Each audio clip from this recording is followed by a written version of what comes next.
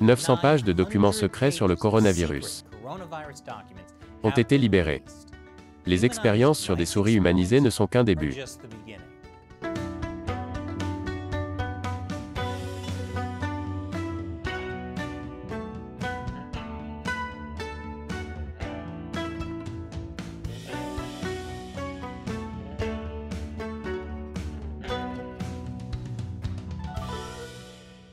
Bienvenue à Chine non censurée, je suis Chris Chappell.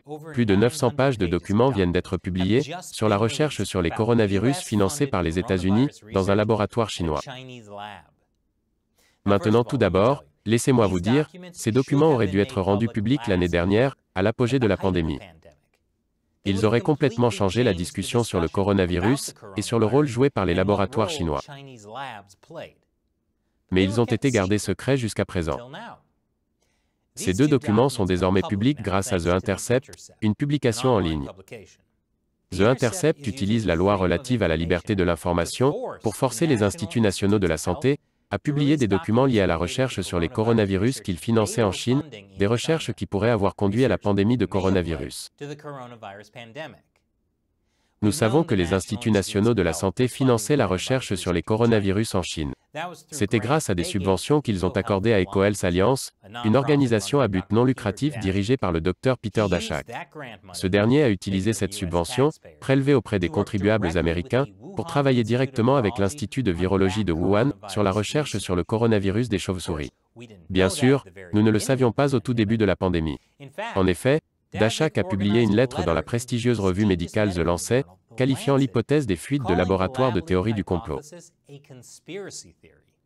Et même si son organisation a financé la recherche sur les coronavirus, qui aurait pu entraîner une fuite de laboratoire, ce qui est un énorme conflit d'intérêts. Dans la lettre, il a carrément menti et déclaré « Nous déclarons qu'il n'y a pas d'intérêt concurrent ». Plus tard, nous avons également découvert que l'éditeur de The Lancet recevait également de l'argent du Parti communiste chinois. Donc ce n'était déjà pas bon. Mais les nouveaux documents obtenus par The Intercept ne font qu'aggraver le désordre. Regardons le premier. Il y a plusieurs choses choquantes que ce document a révélées, y compris quelque chose qui fait couler complètement les affirmations de Daszak, selon lesquelles le coronavirus ne pouvait pas provenir d'un laboratoire. Daszak voulait tester des milliers d'échantillons de chauves-souris pour les coronavirus.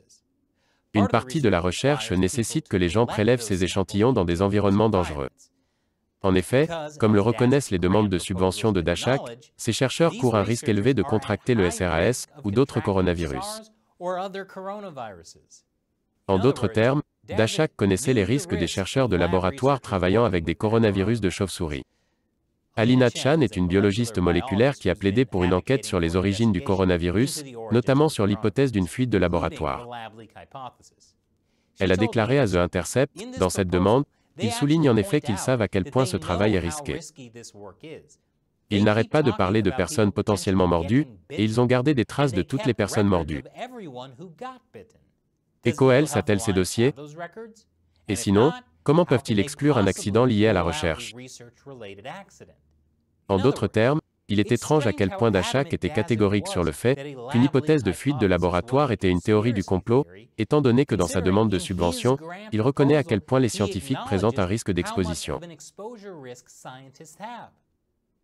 Le document a également révélé que des travaux expérimentaux clés avec des souris humanisées ont été menés dans un laboratoire de niveau de biosécurité 3 au centre d'expérimentation animale de l'université de Wuhan, et non à l'Institut de virologie de Wuhan. C'est important, car l'une des raisons pour lesquelles les gens ont insisté sur le fait que l'épidémie de coronavirus ne pouvait pas provenir d'une fuite de laboratoire, et que l'Institut de virologie de Wuhan avait un laboratoire de niveau de biosécurité 4.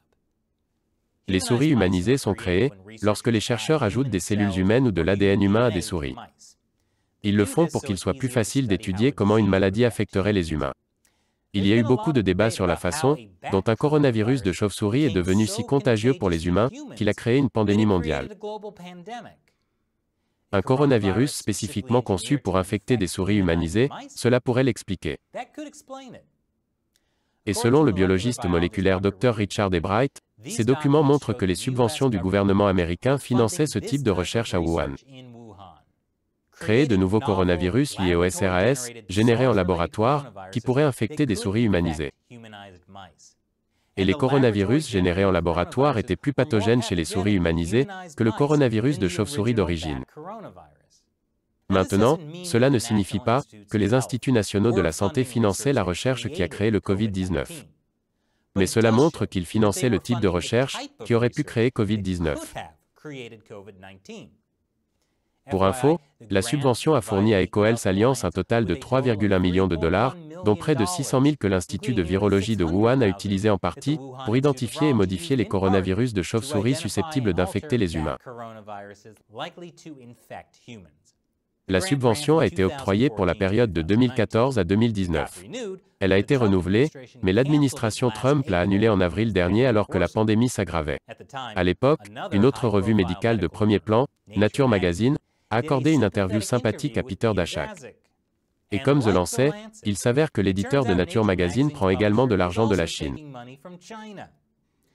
Comme l'a déclaré la biologiste moléculaire Alina Chan à The Intercept, j'aurais aimé que ce document soit publié au début de 2020.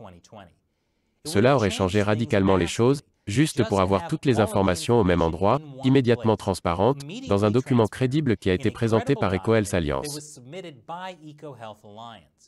Mais pour une raison quelconque, ni les instituts nationaux de la santé, ni EcoHealth Alliance n'étaient intéressés à divulguer ces informations, jusqu'à ce qu'ils y soient contraints. Et maintenant, il est temps pour moi de répondre à une question de l'un d'entre vous, un fan qui soutient Chine non censurée sur les sites de financement participatif Patreon et Locals. Utamatamakin sur Locals demande, vous savez, apparemment, YouTube a adopté une sorte d'IA qui censure automatiquement les commentaires. Il y a eu des moments où j'ai pensé que peut-être vous censuriez tous mes commentaires si je suis trop en désaccord avec vous. Très ironique étant donné le nom de la chaîne. Oui, au fil des ans, certaines personnes m'ont accusé de censurer de commentaires, non seulement sur la chaîne YouTube Chine non censurée, mais aussi sur les comptes Facebook, Instagram ou Twitter. Au fait, s'il vous plaît suivez-moi là-bas. Mais la vérité est que, pendant toutes les années où j'ai fait cette série, nous n'avons jamais supprimé de commentaires ni même interdit à un utilisateur de commenter. Parce qu'il serait ironique qu'une émission dédiée à la décensure censure les choses. Cela étant dit, YouTube dispose d'un système de filtrage automatique assez sophistiqué. Et c'est une grande raison pour laquelle nous sommes sur Locals maintenant. Locals est une plateforme de financement participatif qui vise spécifiquement à être anti-censure. Et puisque YouTube et Google croient en la censure, qu'il s'agisse d'utiliser un algorithme étrange pour supprimer vos commentaires, ou de supprimer des épisodes entiers de Chine non censurés, il est important pour nous d'avoir une chaîne de sauvegarde sur Locals. Si YouTube supprime à nouveau l'une de nos vidéos, elle sera toujours sur Locals, sans publicité. Tout le monde peut nous suivre sur Locals, gratuitement. Et il existe des avantages spéciaux pour les personnes qui souhaitent devenir des abonnés payants, notamment la possibilité d'avoir des conversations avec moi et d'autres fans de l'émission sur Locals. Nous proposerons également du contenu exclusif sur les sections locales, comme des diffusions en direct. Nous venons d'en faire une plus tôt cette semaine, alors jetez-y un œil. Si vous souhaitez rejoindre l'armée des 50 centimes de Chine non censurée sur Locals, rendez-vous sur chinauncensored.locals.com. Encore une fois, je suis Chris Chappell. Merci d'avoir regardé Chine non censurée.